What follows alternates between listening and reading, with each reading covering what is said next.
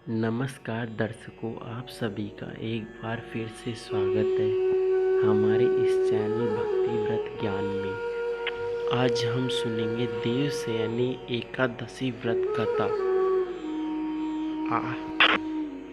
आषाढ़ मास की शुक्ल पक्ष की एकादशी को देवशयनी एकादशी कहा जाता है। इसी दिन से भगवान विष्णु श्री सागर की अनंत शैया पर गहरी नींद में चले जाते हैं। वह इसके बाद वह देव उठनी 11 को ही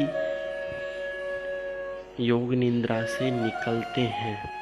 शास्त्रों के अनुसार एक बार राजा बलि ने तीनों लोकों पर अधिकार जमा लिया। यह देखकर भगवान इंद्र और अन्य देवी देवता घबरा गए और वे भगवान विष्णु की शरण में चले गए। सभी देवी देवता बहुत ही परेशान थे, इसलिए भगवान उन्हें देखकर भगवान विष्णु ने वामन अवतार धारण कर लिया और राजा बलि से भिक्षा मांगने जा पहुँचे। राजा बलि ने वामन देवता से कहा, जो मांगना चाहते हो मांग लीजिए। इस पर वामन देवता ने भिक्षा में 3 पग भूमि मांग ली। पहले और दूसरे पग से वामन देव ने धरती और आकाश व संपूर्ण संसार को नाप लिया। जब तीसरे पग के लिए कहीं जगह ना मिली तो राजा बलि से पूछने पर राजा बलि ने कहा, यह पग मेरे सिर पर रख दीजिए।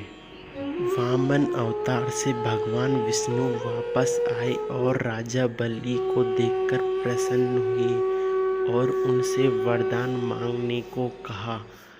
राजा बलि ने वरदान मांगा कि आप पाताल लोक में जाकर बस जाए।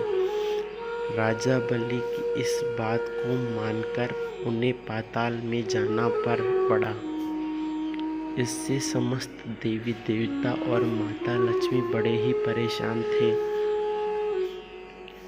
और अपने पति विष्णु जी को वापस लाने के लिए माँ लक्ष्मी एक स्त्री का वेश धारण कर राजा बलि के पास गई और उन्हें अपना भाई बनाकर राखी बांध दी और उन्होंने उपहार के रूप में विष्णु जी को पाताल लोक से वापस लाने की मांग की या वरदान मांगा। माता लक्ष्मी के साथ वापस जाते हुए भगवान विष्णु ने राजा बलि को वरदान दिया कि वह प्रत्येक वर्ष आषाढ़ शुक्ल पक्ष की एकादशी से कार्तिक मास की एकादशी तक पाताल लोक में ही निवास करेंगे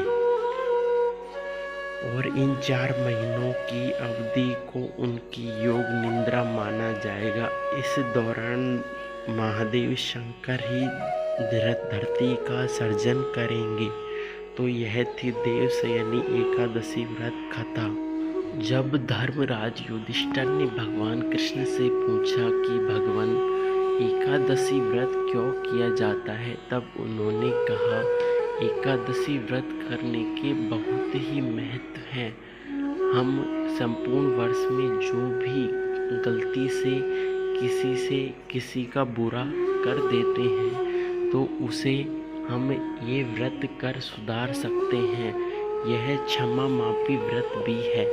एकादशी व्रत के लिए हमें चाहिए कि हम दिन के समय स्नान आदि कर भगवान का पूजन करें, उसके बाद तुलसी माता की पूजा करें। तो यह थी एकादशी व्रत कथा।